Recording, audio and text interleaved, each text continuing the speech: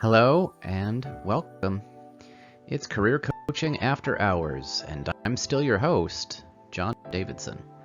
And here we are, it's episode 31, June 2026. The music should be kicking in any moment. And this is a really special episode. In a way, I'm kind of kicking myself for not doing one in years past, but a congratulations to the class of 2026 is in order. So I'm getting the feeling I might make this into an annual project, but it's not uncommon that I get asked by either colleges or universities or schools to be a mentor or a coach, or sometimes a panelist or an expert of some kind.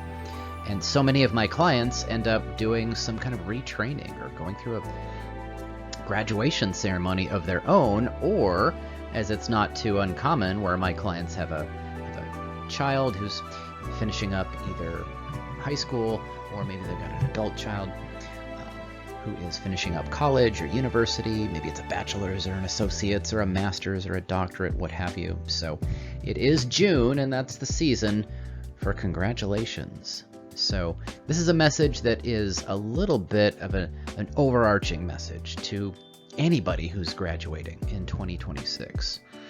And so whatever that credential is, whatever you powered through, kudos to you. Congratulations. Here's a fist bump and a fist pump. So Lizzie will be joining me here, my pet bearded dragon, in spirit. But as usual, this series is audience agnostic, so I'm probably not your career coach or career counselor. So I hope you find it useful and interesting in that context. And yes, you should be hearing some wonderful music here in the background. And consider, if you will, maybe seeing your own career coach, career counselor, somebody to help you if you have questions about career development or professional development. This is a series that I started to help me process some of the issues that I deal with, but also to provide some good kind of general wisdom as I get asked to help folks with a whole bunch of issues related to career development in those realms. So let's dig on in, and feel free to check your sources. I'll add in some notes here as I post this up online. So as I said, congrats class of 2026, and this year I didn't get asked to do any commencement speeches, so we've seen a lot of that this year here in 2026, especially with college graduations, where people are getting booed off the stage, where well-known executives come in, or people come in to do a graduation speech or a lecture of sort or presentation and get asked to do that commencement. And 2026 has been quite a roller coaster. We're finished up with this year, and I always think it's interesting when folks go through a graduation ceremony, and a lot of times folks don't remember what was said anyway. There's just so much going on in the moment. Either you're grabbing that diploma or that degree. I've certainly been there myself. I couldn't tell you who any of my commencement speakers were. And I have 3 college degrees, and I did finish up high school, even though I had to go to 5 of them. Youch. But as usual, I think it's helpful to consider the source. So, am I qualified to give anybody advice? Well, I think so. I think over the years, I've helped hundreds of humans tell their stories as a career coach, as a career counselor, as a profiler, somebody who's been profiling working humans since my high school days, for crying out loud. But also, from maybe an academic perspective, I have racked up hundreds of volunteer hours over the years, working with humans of all ages, but different elementaries, middle schools, high schools, and then colleges and universities. So there's a bit of a list. So to say that I might be qualified might be true, but feel free to look through my credentials and so on. But if you notice, the setting here is definitely more of an after-hours setting, as in this is more me talking to a small group of humans more directly, maybe more frankly, than what you hear in a commencement, which is so often maybe congratulatory and maybe with a little bit of wisdom sprinkled in here and there. But I'll go through about 7 different points, and then I'll wrap it up with some advice, if that's okay. First and foremost, congratulations. So I don't give a bleep what you're celebrating, whatever that might be. I've been to high school graduations, college graduations, and just about everything in between, academies, and even when I used to work for the drug court, watching folks who had cleaned up their lives and sobered up. I mean, there's so many different flavors and variations of what a graduation can be. A lot of times we think it's either high school or college, but a lot of folks don't do that. A lot of folks go to different types of institutions. And whether that's a trade school or whether that's the military, whatever you've wrapped up and you're a class of something, or military academy, what have you, or you finally crossed a chasm in your life and you had a cohort of people. Congratulations if you're a class of 2026 in anything. Whether it's an apprenticeship, an academy, whatever that is, it was probably a hard-fought victory, and hopefully you weren't alone. And you had some folks that you were able to celebrate with, kind of thing. So June is the season of achievements, and school's out, and no, I'm not going to sing the Alice Cooper song. So, like I say, I'll continue with my kind of after-hours approach here as we celebrate in this gymnasium here together with our small audience. But maybe something that does deserve some discussion isn't just congratulations, that's great, but yeah, recognize the work, be proud of it. I'm amazed by how many folks get a wonderful credential, whether it's a degree or a certification, certificate, and they don't frame it, or they can't lay their hands on the thing. I mean, maybe it's worth a $5 frame. Maybe it's worth, oh my gosh, a $10 frame. You knocked it out. Cool, nice. Hopefully somebody signed the thing. Hopefully there's some kind of at least self-recognition. You picked up the weights, you lifted them, you pointed to a mountain or a journey, and you did it. So nice work. And I've said this many, many times. This is kind of one of my more metaphysical or philosophical points of view, is that whether it's high school or college or grad school, whatever you've gone through, an apprenticeship, maybe what you're purchasing is time more than anything else. Time to get to know yourself and explore what you like and what you're good at, and maybe even a little bit of both. So whatever you graduated, high school, college, a drug court, something else, nice work. And yeah, I'm pointing at you. Nice work. So with the good news comes a little bit of nudging. So not to elbow anybody too hard, but whatever credential you just knocked out, it probably won't be enough. And frankly, I wish the folks that I met in high school and college would have been a little tougher. Because even when I finished up an associate's, that was just punching my ticket to go get a bachelor's. And a bachelor's was just punching my ticket to go to law school or something beyond. So you could make a really good argument that high school diplomas and even apprenticeships and academies we live in a world that's highly competitive, and credentials are nice and achievements are nice, but you might need to keep going and keep pushing and maybe even keep that credential sharp, like doctors and lawyers and engineers and mechanics so often have to get a credential and then stay sharp. But it's nice when the institution taps you on the shoulders and says, nice work, that's great. And if you're lucky, you've got some people who want to take a picture with you, take you out to eat maybe. But you're probably going to have to keep going, even after this season is done. Fourth, recognize your time and place. So as usual, class of 2026, none of you are mine. None of my kids are graduating this year, that kind of thing. Mine in the metaphorical sense even. But it's a really interesting time. So 2026, for example, if you're graduating high school or college or trade school or what have you, something along those lines, I mean, your cohort wrangled with COVID. That wasn't but 6 years ago. And being a student, as I've said many, many times, has been difficult for years now. And I really believe it's more difficult than ever to be a student and a young human. So considering how many high school students go to classes with bulletproof plates in their backpacks, and even now in elementary and middle schools and high schools all over the country are struggling with cell phones and social media, and having their cell phones taken away, while we have young adults stashing Narcan in their lockers to prevent an overdose. And you've got teachers struggling with AI and the world struggling with all of it. AI and wars and these massively uncertain times. So quite a bit different than when I graduated, to say the least. And I don't know if it's any better these days. Fifth point of advice, if you can call it that, don't fear the mirror. So one of the methods that I developed over the years is this idea of a mirror and a compass being useful in conjunction. So I talk to folks about the mirror, looking in the mirror, figuring out who you are. So I'm not going to try to BS you or baloney you or buffalo you on some kind of concept like you should follow your strengths. If you don't enjoy doing what your strengths are, that might not be a good fit for you. There's a school of thought on that.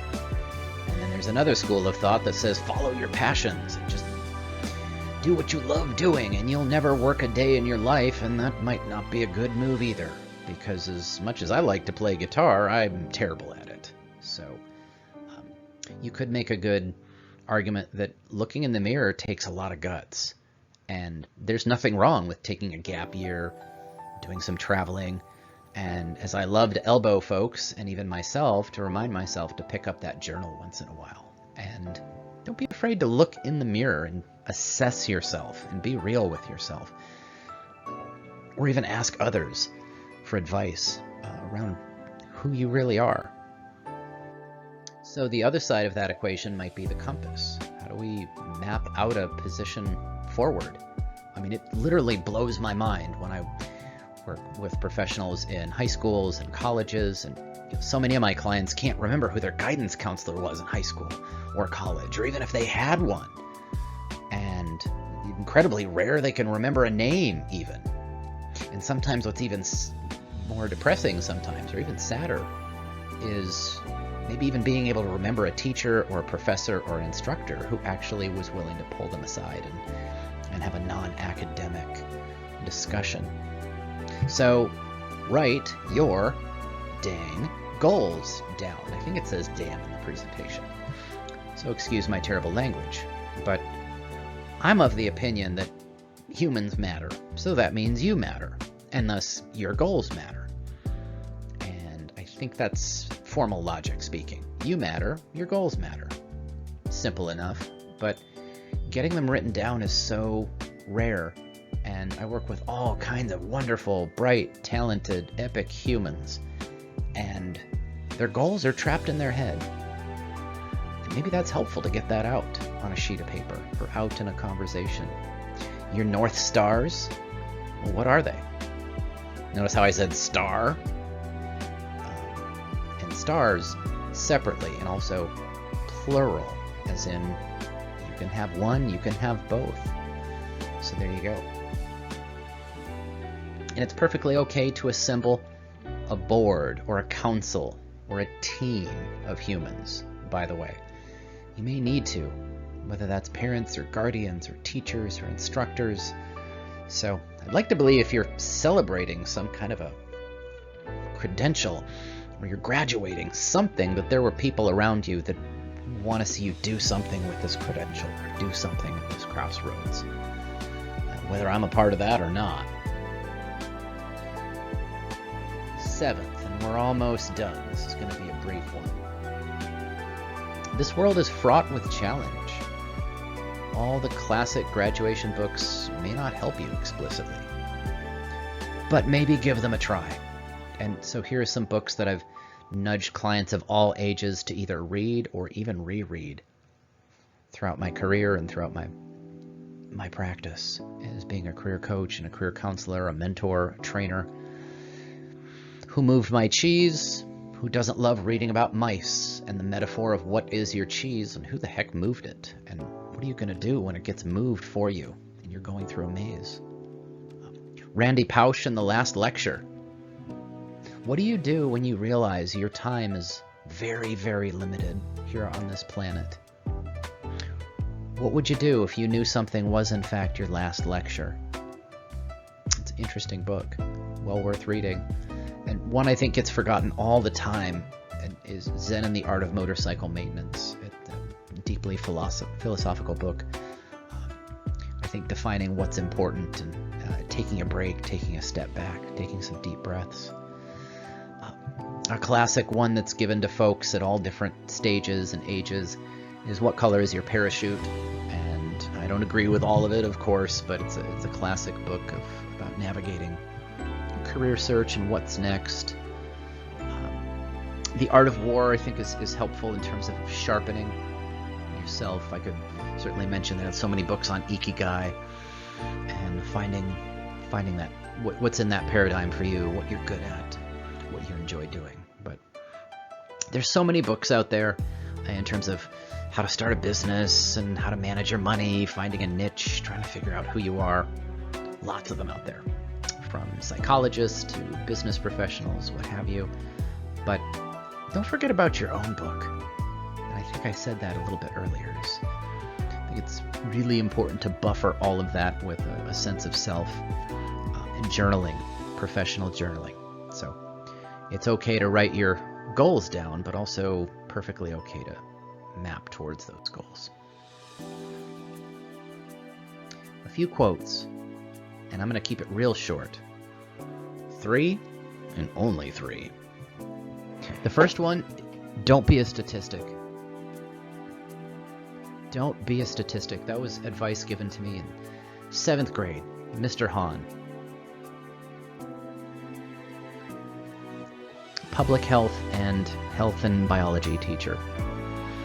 And you could take a room full of 20 people or 200 people, and you could probably map out the statistics. How many will make it to retirement? How many might perish in a car crash? It gets real scary real quick when you start looking at raw numbers, raw statistics. And I actually think he gave a damn when he said that to us, is don't be a negative statistic at least, but don't be unaware of some of the dangers that are out there. But protect yourself, take care of yourself, be healthy. Take breaks, visit the doctor. Yeah. I'd like to be able to collaborate with him again one day. Another quote that I really like, that for the life of me I can't find who it's truly attributed to. Live your dash. And when I've had to preside over a funeral here a few years ago, I mentioned this quote. It's this idea that if you look at a gravestone, for example, you've got a certain start year and you've got an end year. And in between those 2 years is a dash. Year A and year B. The year you're born and the year you pass. And between those 2 points is a dash. Live your dash. Live that dash, that dotted line. That's your time. That's what you get. No more and no less. Live your dash. The first time I really heard this quote and where it stuck was actually a documentary about death row inmates. It's very sad, very depressing in its own way, but for some reason that quote stuck with me. Live your dash. That is your time. It's valuable.